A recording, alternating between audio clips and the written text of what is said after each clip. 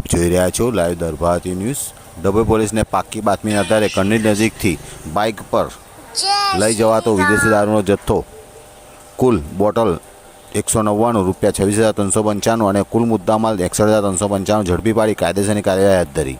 ડભોઈ પોલીસને પાક્કી બાતમી મળી હતી કે એક ઈસમ પોતાના કબજામાં રહેલ મોટરસાયકલ ઉપર કન્નડ નજીકથી ડભોઈ તરફ આવી રહ્યો છે, જેમાં પ્લાસ્ટિકની થેલીમાં વિદેશી દારૂનો જથ્થો હોય, જે આધારે ડભોઈ પોલીસ જવાનો કન્નડ નજીક વોચમાં ઊભા હતા।